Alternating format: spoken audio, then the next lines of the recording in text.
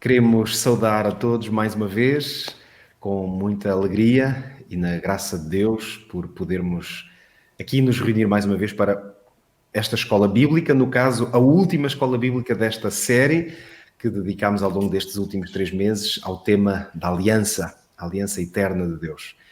Tem sido um grande privilégio para nós, os três aqui, mais uma vez estou muito bem acompanhado pela Dulce Neto e pelo Filipe Reis.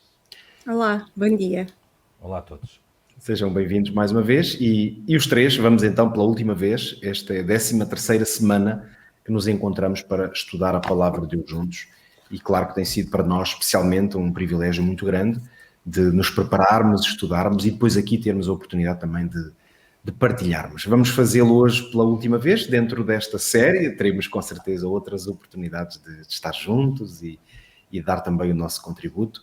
Mas hoje temos uma lição, claro, extraordinária e também uma maneira de concluirmos este magnífico tema, um tema que percorre toda a Bíblia e que, na verdade, nos ajuda a compreender uma parte muito significativa do que é o plano da salvação e o propósito de Deus para a vida dos seus filhos. Por isso o tema da aliança, ele tem muitas ligações, como aliás fomos descobrindo e explorando aqui ao longo destes meses, dizia, ligações a outros temas muito importantes da Escritura.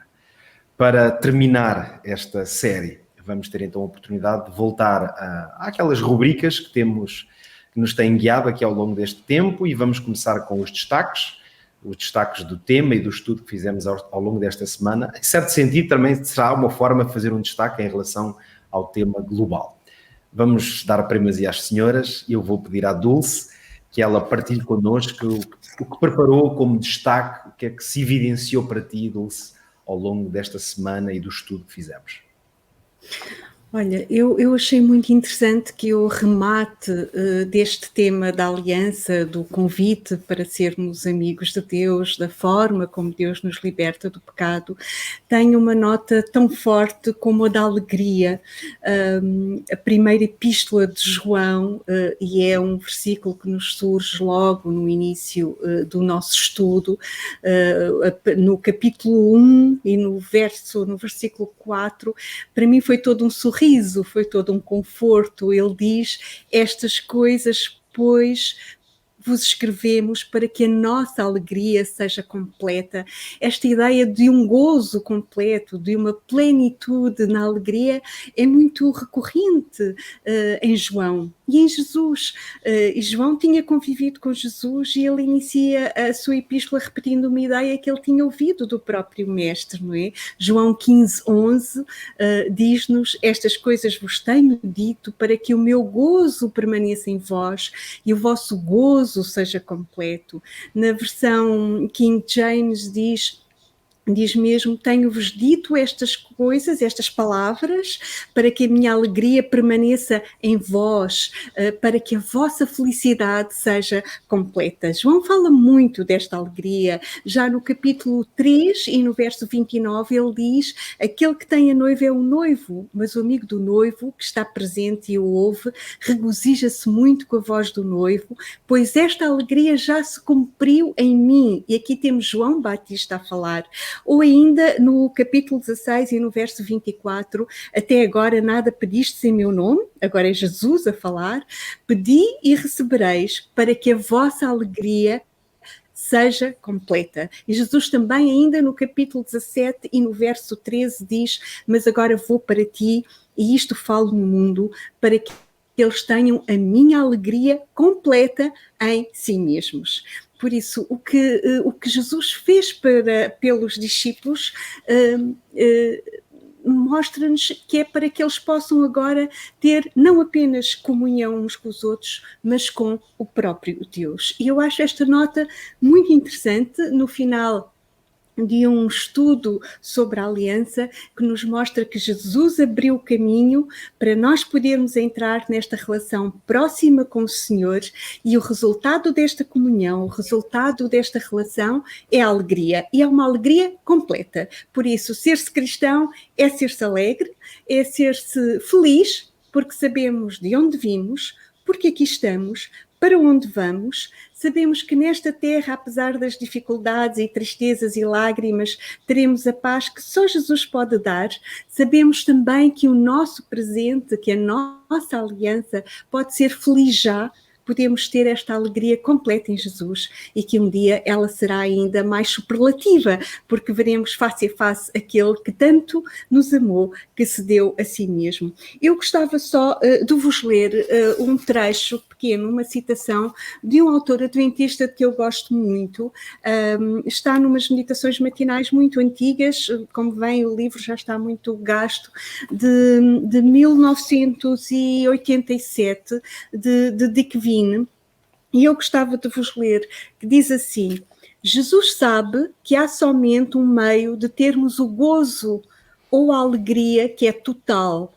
Ela não consiste em viver onde não há nenhuma dor ou sofrimento. Ela não consiste em viver numa mansão ou em caminhar em ruas de ouro. Não consiste mesmo em viver eternamente. Consiste em estar inteiramente restaurado à comunhão com o nosso Pai do céu, porque, e isto está em Salmos 16:11, na sua presença há plenitude de alegria. Mais uma vez, esta ideia de uma alegria completa, e este é o meu destaque. É verdade que viver em aliança com Deus tem este potencial de trazer plenitude à nossa vida. Isso é uma ideia muito, muito forte, que nós desejamos muito, claro, que seja possível viver, que não seja uma retórica, não é? Eu diria que talvez um dos grandes desafios da vida cristã é esta alegria profunda e plena. Eu gosto muito desta ideia de ser uma coisa plena, não é? Não ser uma retórica cristã, ou teológica, mas ser uma experiência. Filipe, será que é possível fazer todas estas realidades e bênçãos da aliança uma coisa que não é só uma teoria, mas uma experiência? Olha, Pedro e Dulce, penso que aquilo que eu vou dizer como meu destaque complementa e encaixa muito bem naquilo que a Dulce referiu. Inclusive, a Dulce tocou aí um ou dois pontos que eu vou deixar um bocadinho mais para a frente, para uma outra intervenção, mas para já eu gostaria de introduzir o meu breve comentário com o seguinte. Certa vez ouvi alguém a dizer, e com bastante propriedade, e enfim, foi uma maneira de se explicar. Às vezes há curtas frases que significam muito. E então a pessoa dizia que Gênesis 1 e 2 é ótimo, está tudo bem. Apocalipse 21 e 22 é ótimo, está tudo bem. O problema está no meio. Porque esse meio é a história da tristeza e da desgraça humana, não é? Contudo, esse meio, que é enorme, não é? Que alcança séculos e séculos, não é só tristeza, não é só desgraça, não é só aflição, bem pelo contrário. Apresenta a razão pela qual, no meio da tristeza, no meio da aflição, no meio dos problemas e no meio da perplexidade, nós podemos ter alegria, ou no mínimo, já vou dizer assim, no mínimo dos mínimos, esperança de alegria. E há uma expressão que o autor, que o redator das lições colocou nesta última semana, que ao longo de todo o trimestre eu nunca tinha colocado neste âmbito, eu até transcrevi aqui para as minhas notas para não me enganar, e ele, a propósito da aliança, de Deus se apresentar e propor aliança, ele diz que basicamente é a maneira de Deus dizer: este é o modo como vos vou salvar do pecado. Eu achei isto tão como diria em português, overwhelming, tão abrangente, não é? Tão grande e ao mesmo tempo que alcança tanto, que realmente em poucas palavras nós podemos perceber que aquele meio que ali está, além de descrever as tristezas e as desgraças humanas, claro que sim, não é? Também é a história da maneira como o Senhor veio para nos salvar. E há uma outra palavra que também está ali na lição, que é uma palavra que eu aprecio particularmente, que é a palavra restauração. Eu ouvi uma vez a dizer que Jesus, isto em meios seculares, comentários em meios seculares, que Jesus foi um grande revolucionário. Bom, eu penso que a palavra revolucionar não será mais feliz para aplicar a Jesus, até por algumas conotações que a palavra tem. Mas sem dúvida nenhuma que a palavra restaurador é algo que se aplica muito bem, porque ele veio restaurar aquilo que nós tínhamos perdido. E quando Jesus entra em cena, esse meio não é assim tão desgraçado, não é assim tão triste, e é essa alegria que a Dulce falava há pouco. João 10, e no versículo 9, o próprio Senhor Jesus diz assim: eu sou a porta, se alguém entrar por mim, salvar-se-á. E entrará e sairá e achará pastagens. É claro que este achará pastagens é muito significativo. Porquê?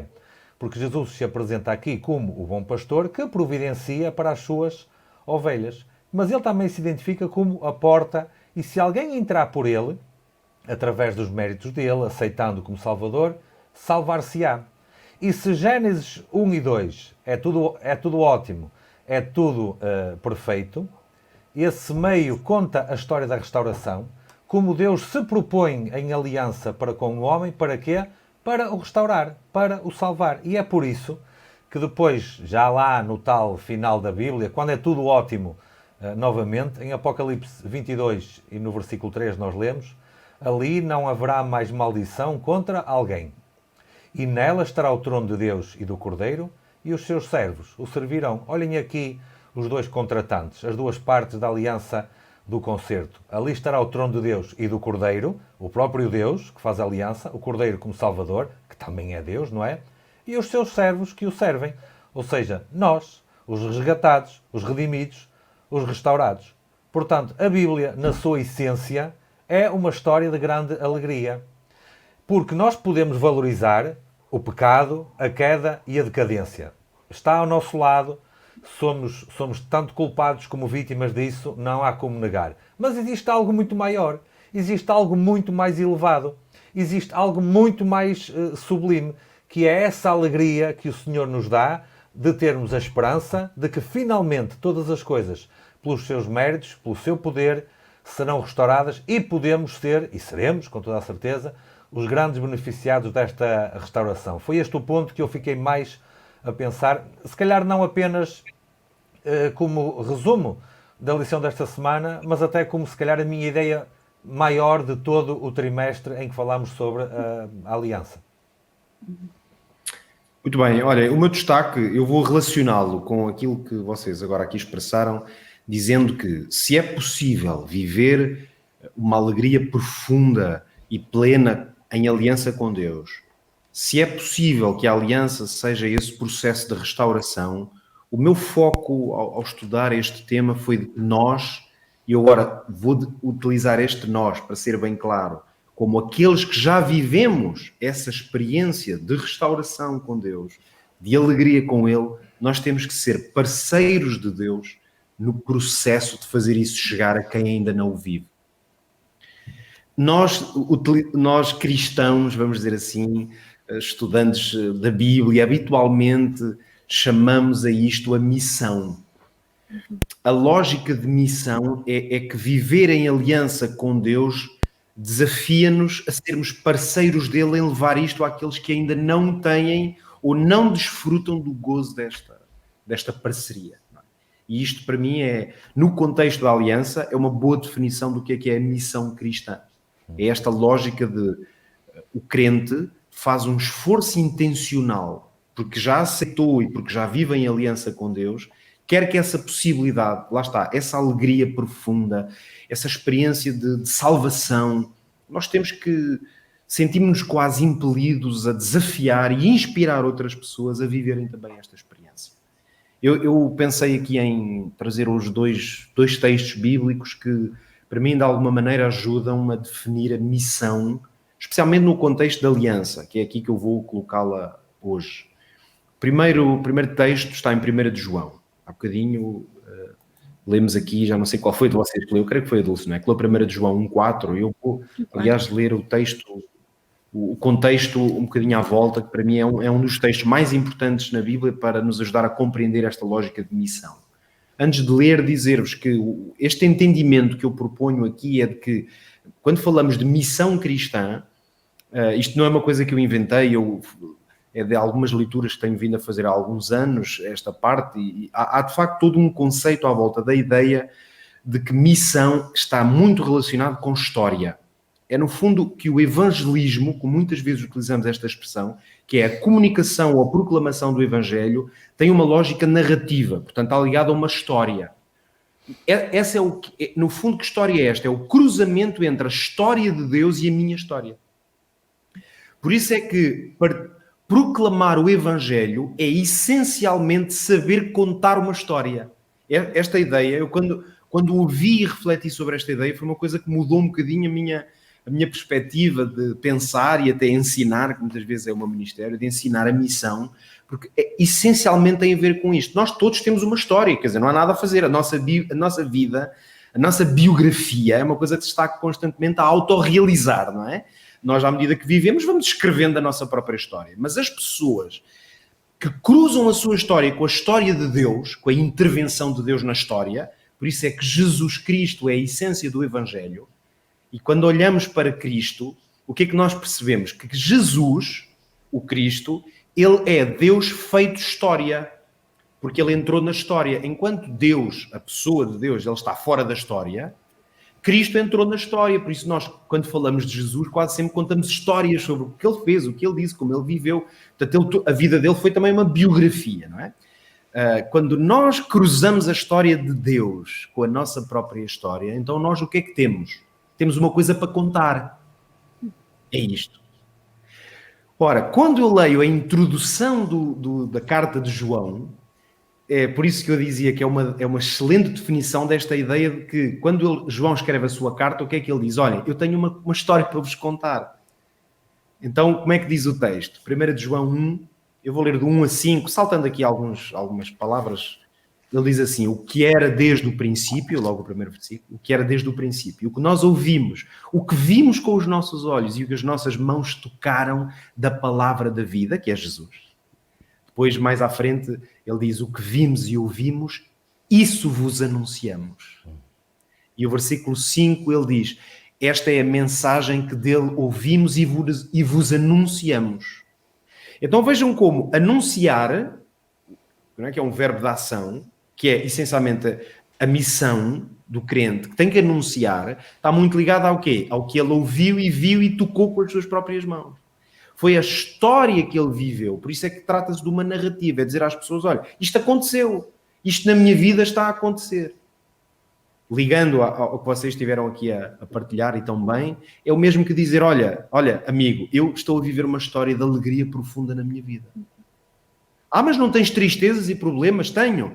Mas vê como é que eu consigo viver uma alegria tremenda. Vê como eu me sinto restaurado. Não ando aí a cair pelos cantos, porque eu sinto que a minha vida tem um propósito. É o Evangelho a ser contado porque está a ter efeitos na minha própria história de vida. Esta é a primeira grande ideia sobre missão, que para mim vem muito da aliança com Deus. Quando eu vivo em aliança com Deus, isto não é retórica. Isto é mesmo a minha vida. A segunda ideia é de que missão é envolver-se num processo de cura. E aqui está muito ligado à ideia, Filipe, de restauração. Porquê é que eu digo um processo de cura? Porquê é que eu ligo isto à missão? O mundo está doente. Parece-me que nós estamos todos de acordo de que o mundo está doente. E reconheço que hoje, quando vivemos uma pandemia global, passa a redundância, dizer que o mundo está doente parece quase um pleonasmo, não é? Porque neste caso, o mundo está literalmente doente à escala global. Nós, não apenas porque há um vírus global, porque o mundo já estava doente antes da Covid-19, não é? O mundo está doente de muitas formas. E a convicção do crente na Bíblia e em Jesus Cristo é de que a história da salvação é a história de Jesus trazer um antídoto para esta doença. Um texto que eu acho muito inspirador a este propósito é do profeta Oseias. Vocês conhecem com certeza. Eu tenho até pregado e ensinado um pouco a partir deste texto. E Oseias 4, logo o primeiro versículo, é um versículo que dá mesmo para falar durante horas. Ver se eu aqui no minuto transmito a minha ideia. Basicamente, primeiro vou ler o texto. Então, é a primeira palavra de Oseias, do Senhor através de Oseias, neste capítulo 4. Ouvi a palavra do Senhor, vós filhos de Israel. Porque o Senhor tem uma contenda com os habitantes da terra. Só esta ideia já é fortíssima. Deus tem uma contenda com os habitantes da terra. E depois vem a explicação. Porquê? Porque na terra não há verdade, nem benignidade, nem conhecimento de Deus. Este texto realmente faz um diagnóstico incrível de como é que Deus também vê que há um problema, a tal ideia de que o mundo está doente, e aqui há uma descrição que é falta de verdade, falta de benignidade, algumas Bíblias até dizem amor, e de conhecimento de Deus, excelente diagnóstico, e claro que Deus sente-se profundamente angustiado com isto, e está em contenda, porque Deus é o contrário disto tudo. Então, o meu pensamento é este. O pecado e tudo o que é o afastamento de Deus e da sua aliança, portanto, no contexto do que nós temos estado aqui a estudar juntos, viver fora da aliança com Deus é um vírus que está espalhado por esta terra. Ou seja, muitas pessoas, umas, como nós sabemos, nem sequer acreditam que Deus existe. Outras acreditam nele, mas não querem propriamente uma relação pessoal. Bem, como sabemos, há muitas maneiras de estar afastado de Deus. Então vejam, o que é que Deus diz aqui? Deus tem a verdade, mas muitos querem estar na mentira. A mentira é aqui a oposição total. Deus quer benignidade, pessoas que agem a bem, com profunda boa fé e amor no seu coração, e nós, em relação à benignidade, nós temos o maligno e a malignidade como alternativa. E é claro, e o conhecimento de Deus tem como alternativa a ignorância sobre Deus. Então notem agora o seguinte, os crentes que vivem em aliança com Deus são portadores de uma vacina, são portadores de um antídoto para este problema. Porquê? Porque nós, eu digo nós mais uma vez, não é aqui numa situação de dizer os maus e nós os bons, eu estou a colocar-me e a nós que estamos aqui como entre aqueles que querem viver nesta aliança com Deus. Os que vivemos em aliança com Deus, nós somos portadores de uma solução para quem vive afastado de Deus. É tão simples quanto isto. Por isso é que a missão é um envolvimento pessoal que nós temos que assumir em tentar resolver esta contenda. Por isso é que quando eu começo a contar a minha história, a história de Deus, a verdade sobre a palavra de Deus, quando eu começo a ser portador de boas novas, o que é que eu vou fazer? Eu vou ajudar pessoas a sair do terreno do inimigo. Curiosamente, estas três coisas aqui no diagnóstico de Oseias são realmente coisas que a própria Bíblia diz que são do diabo. Basta pensarmos que ele é o pai da mentira, por exemplo, é a Bíblia que o diz, portanto a verdade opõe-se a ele. A Bíblia chama-lhe o maligno, e por oposição o que falta na terra é tudo o que é benigno, e falta conhecimento de Deus, logicamente, porque ele quer que as pessoas conheçam é sobre ele e sobre os valores. E por isso verdade, benignidade, conhecimento de Deus são valores que quem vive em aliança com Deus tem estas coisas e precisa de as partilhar. E para mim, estar em aliança com Deus é forçosamente estar em missão. Posso acrescentar um versículo, aliás, apenas citar Claro. para não ir lá buscar, que eu acho que fortalece muito bem, principalmente o primeiro ponto. Paulo, reconhecidamente o grande missionário e porventura o maior de todos os tempos, ele usava a expressão ai de mim se não anunciar o Evangelho, não é? E portanto, Paulo não considerava outra possibilidade que não fosse exercer essa missão que descreveste há pouco. Até porque o exercício dessa missão, eu gostei dessa ideia, parceiro de Deus, porque Deus podia ter escolhido anjos ou podia ter feito ele mesmo a obra, não é? Mas escolheu-nos a nós, vejam lá, escolheu-nos a nós como parceiros para a obra, gostei dessa ideia. Portanto, quero dizer que ao Deus nos chamar para essa missão, isso fortalece a nossa parte, o nosso lado na aliança para com Deus. Porque não apenas o nosso próximo é favorecido porque conhece a vacina e o antídoto, estou a usar a metáfora que o Pedro usou, mas também nós próprios somos favorecidos, e fortalecidos na nossa relação com Deus pela alegria que nos dá a partilhar isso com os outros. Era apenas uma nota que queria acrescentar a esse raciocínio. Muito interessante. Vamos aos nossos dilemas, que foi um dos pontos fortes e interessantes que fomos tendo aqui ao longo destes meses, de agarrar em alguns temas, reconhecer por vezes as dificuldades, os dilemas que eles levantam e também, obviamente, tentar encontrar respostas na Bíblia. Dulce, o teu último dilema qual é? Ora bem, o meu último dilema vem da graça. Da graça, e que foi um tema que nós referimos muito ao longo destas 13 semanas aqui. E ele, aliás, vem referido no auxiliar do dinamizador deste manual de estudo que nós seguimos, não é? 2 ladrões estão pendurados, um de cada lado de Jesus, um pede a salvação, o outro não, o que pede a salvação recebe-a, não é? Alguém já descreveu a salvação do ladrão na 11ª hora como entrar literalmente aos tropeções no paraíso. Porquê é que isto é um dilema? Que é, será que eu posso levar uma vida toda a fazer aquilo que bem me apetece, em completa dissonância com a vontade de Deus? E depois, no último momento, antes de morrer, eu querer aproveitar-me da graça de Deus, aproveitar-me entre aspas, e aceitar a graça de Deus. Esta ideia de que eu tenho muito tempo para me tornar cristão é uma ideia perigosa, porque não só é uma má compreensão do caráter de Deus e da graça de Deus e do que é ser cristão, como adiar uma decisão destas é mesmo muito, muito perigoso. Não só porque nós não sabemos o momento em que podemos morrer de um momento para o outro, mas por uma outra razão que para mim é muito mais importante e sobre a qual eu não me canso de falar aos meus adolescentes e aos meus juvenis, e que tem a ver com o pecado e com o efeito do pecado no nosso cérebro. Na verdade, tem a ver com as ações que nós praticamos todos os dias e pelos caminhos que isso abre no nosso cérebro. O nosso cérebro tem mais de 86 mil milhões de neurónios que têm milhares de milhões de ligações entre si. Li uma vez que seria qualquer coisa, uma potência de 10 elevado a 111 ou a 117, ou seja, que as ligações entre os neurónios excedem o número total de átomos que existem no universo. Já viram um emaranhado de ligações que há por ali, e não é só nas cabeças das mulheres, é nos cérebros dos homens também. Quando eu penso em fazer alguma coisa e as minhas ações voluntárias são sempre precedidas de um pensamento, estabelecem-se determinadas ligações no meu cérebro. E eu vou traçando um caminho e esse caminho fica registado no meu cérebro. Vou tentar explicar. Quando eu vou acampar, por exemplo, para o campo, e não há um caminho feito no meu percurso, eu vou forçá-lo, vou afastar arbustos, vou pisar algumas ervas, vou afastar os ramos das árvores, vou arranhar-me, vou picar, mas quando eu olho para trás, o caminho está lá, mais ou menos, como se foi feito ali algum caminho.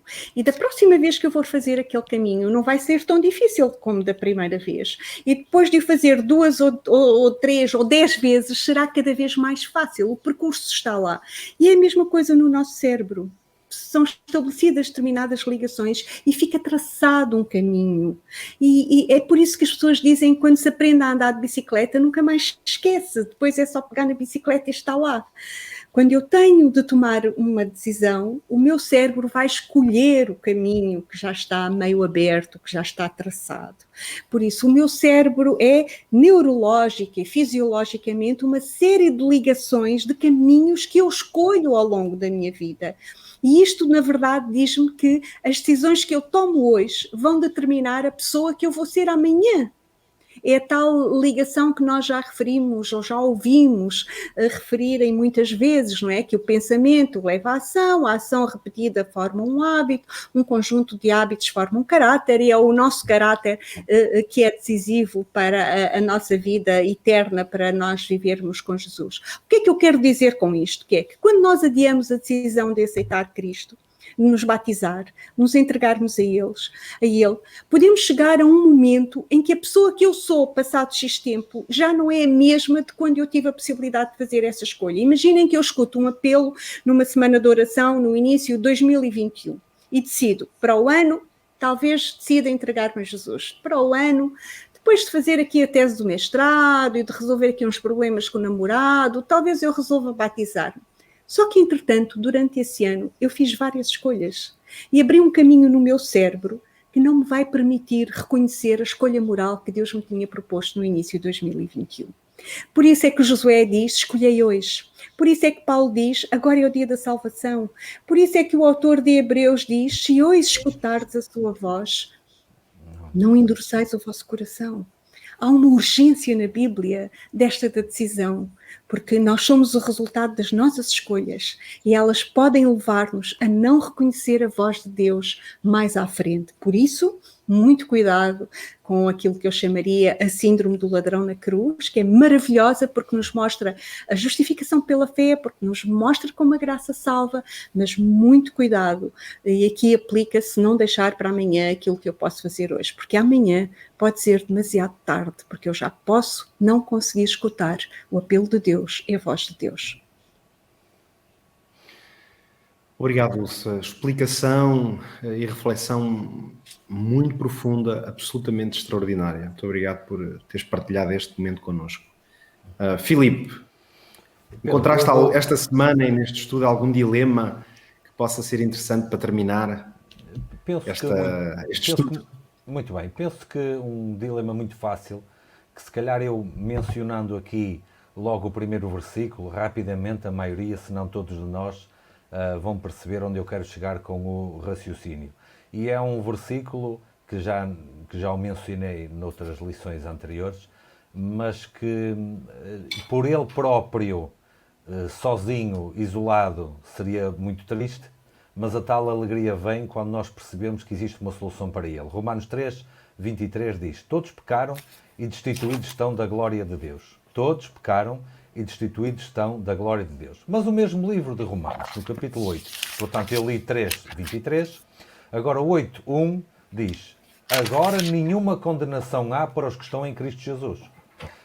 Aparentemente é um dilema. Para quem não conhece a Sagrada Escritura, a Escritura está-se a contrariar. Para quem ler só este primeiro versículo, ou estes dois que eu li, a Bíblia contradiz-se a si mesma, porque num sítio diz que estamos destituídos da glória de Deus. No outro diz que nenhuma condenação há. Temos que ler o resto, temos que ler mais.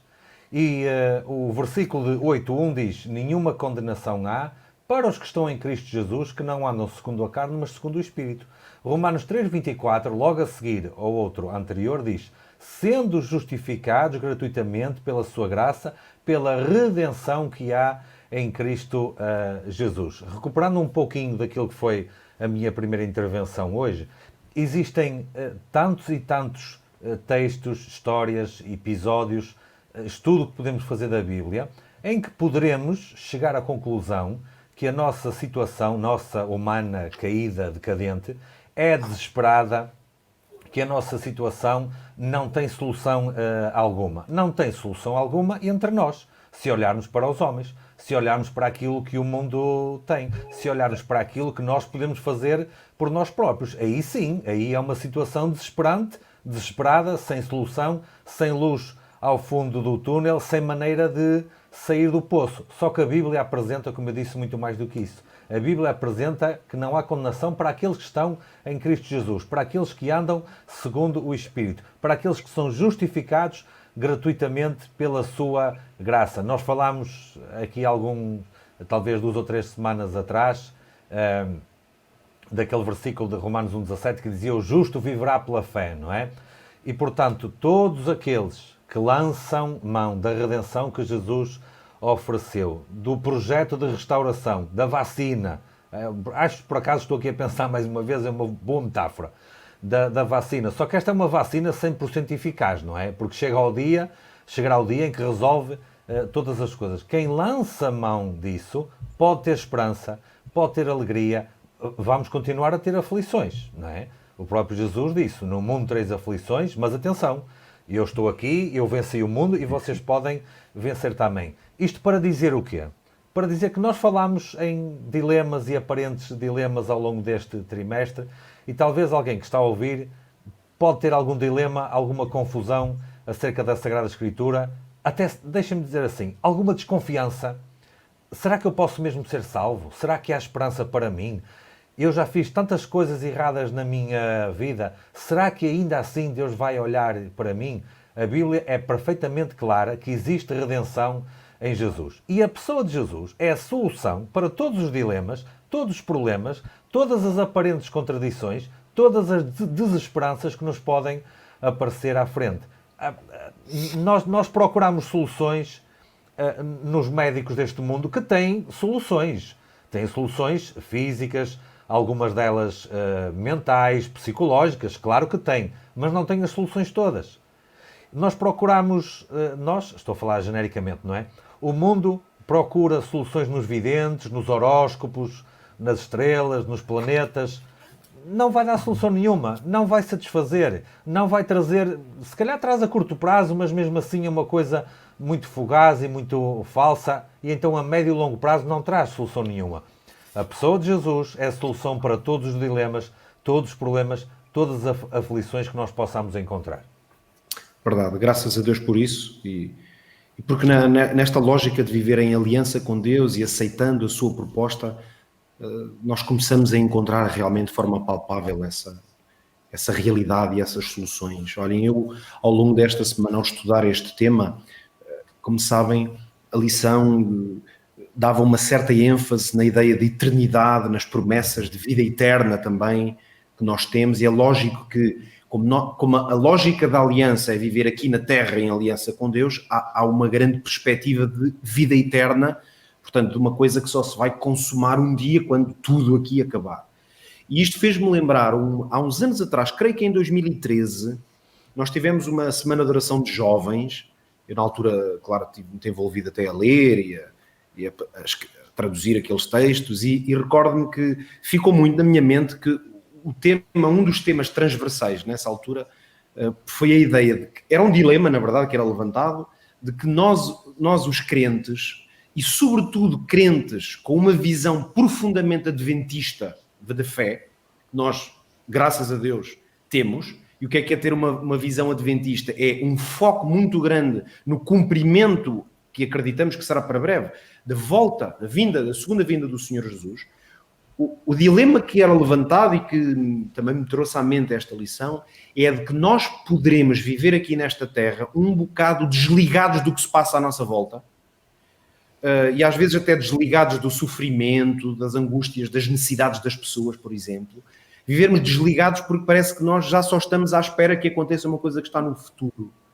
E esse foco na eternidade, o dilema é que ele possa retirar-nos um certo foco também no que se passa aqui, não é? Na realidade deste mundo, e sobretudo das pessoas que precisam de nós. Eu sei que pode parecer um bocado estranho, eu não vou demorar muito, mas este dilema fez-me pensar muito numa mensagem tremendamente importante que nós, particularmente como adventistas, estamos a proclamar ao mundo. Muitas vezes chamamos-lhe de mensagem dos 3 anjos. E é muito interessante que a mensagem dos 3 anjos, para mim, ela resolve muito bem este dilema, porque é uma mensagem profundamente ancorada no que se passa aqui. Mesmo se as razões para fazer advertências, porque estas mensagens são advertências muito solenes para realidades para as quais nós nesta terra temos de estar atentos, mas estas advertências surgem precisamente porque nós crentes, particularmente crentes que temos um foco no advento, nós não podemos fazer de conta, fechar os olhos e dizer assim, o que não vês não existe, como diz o outro lá no filmezinho do Nemo, não é? A estrela do mar, diz o que não vês não existe, é a teoria dele quando está aflito, fecha os olhos, não é? E diz o que não vês não existe. Nós, adventistas, crentes na vinda do Senhor Jesus, não podemos fechar os olhos, porque, na verdade, o mandato que nós temos é olhar muito bem à nossa volta, observar muito bem o mundo, as pessoas, para que possamos adverti-las. Para advertir as pessoas é preciso estar atento, não é? Quando a mensagem destes anjos, que nos é dada a ser proclamada, diz: temei a Deus, porque é chegada a hora do seu juízo, quando nos diz: caiu Babilónia, a cidade que deu a todas as nações a beber do vinho da ira da sua prostituição. Ou quando nos diz que se alguém adorar a besta e a sua imagem e se receber o sinal na sua testa ou na sua mão, estes vão acabar por beber o vinho da ira de Deus. Estas coisas traduzidas em circunstâncias práticas implicam que nós não estamos de olhos fechados. Nós, ao contrário, temos um mandato incrivelmente solene de estar atentos à realidade que as pessoas vivem. Muitas vezes a realidade espiritual das pessoas é estarem enganadas. É estarem até sinceramente enganadas, que nós sabemos bem que há muita gente sinceramente enganada, ou seja, com honestidade e verdade no seu coração, mas enganada em relação à revelação de Deus. Então os crentes, e fica da minha parte uma espécie de apelo aqui, é que nós crentes, no Advento, nós adventistas, precisamos de não estar alienados do que se passa à nossa volta, das pessoas, do que elas vivem, até das suas necessidades, mas para que possamos proclamar o Evangelho eterno, nós temos que estar muito atentos ao que se passa. Que Deus nos ajude a fazer isso. Eu proponho agora, meus queridos, que possamos dedicar agora aqui alguns minutos para terminarmos a deixar, sei lá, talvez uma mensagem final e a nossa rubrica, ao chegarmos mesmo ao final, eu diria que cada um de nós teria alguns minutos, 1 ou 2 minutos, para deixarmos uma mensagem final a quem nos escutou aqui e também muitos, eu sei que nos escutaram ao longo deste trimestre. Pode ser na forma de um texto bíblico ou mesmo de um apelo, de uma mensagem que queiramos deixar para o coração de quem nos acompanhou ao longo destes tempos. A propósito da aliança, qual seria a vossa mensagem, o vosso apelo final no fim deste tempo de estudo? Dulce. Eu acho que Efésios 2, versículo 13, podia ser um verso remate deste estudo de 13 semanas.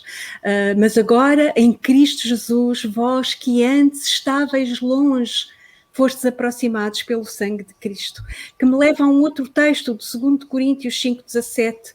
Portanto, se alguém está em Cristo, é nova criação, as coisas antigas já passaram, eis que tudo se fez novo. Nestas 13 semanas nós vemos um Deus que quer estar connosco. Vemos isso na aliança, vemos isso no santuário da terra, para que Deus pudesse habitar no meio do povo. Vemos isso no Deus encarnado, Emmanuel, que significa Deus conosco. Na cruz, em que a morte de Cristo nos mostra até onde Deus esteve disposto a ir para nos aproximar dele, vencendo a barreira que o pecado ergueu no Éden, para que nós fôssemos para sempre seus amigos. Há mais na vida do que tristezas e amarguras e sonhos desfeitos. Há um Deus conosco. E isso leva-me a Romanos 15:13. Ora, o Deus de esperança vos encha de todo o gozo e paz ao confiardes nele. Como é que eu confio nele? Conhecendo-o. Como é que eu o conheço? Passando o tempo com ele, ouvindo sobre a sua palavra, estudando a sua palavra, passando o tempo em oração. E isto leva-me a algo que eu penso que o Pedro disse no primeiro episódio desta série, que era o de passarmos algum tempo a ler o desejado de todas as nações.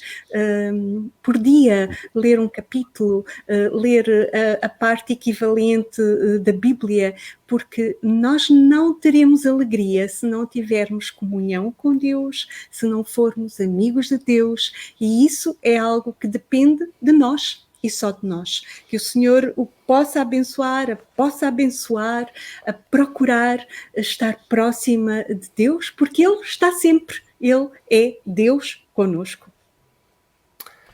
Muito obrigado, Dulce, por esta tão bela reflexão. Filipe, as tuas últimas palavras, últimos textos, um apelo final, queres deixar?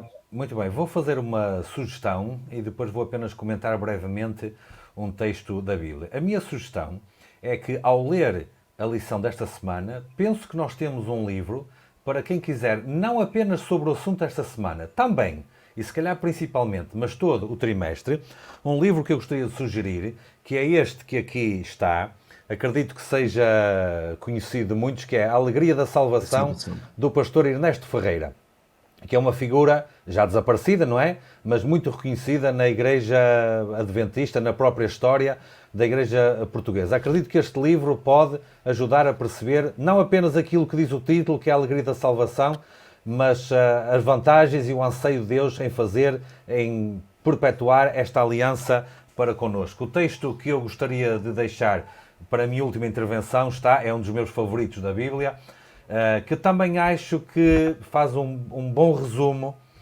do que nós falamos ao longo destes 3 meses. João 10:10.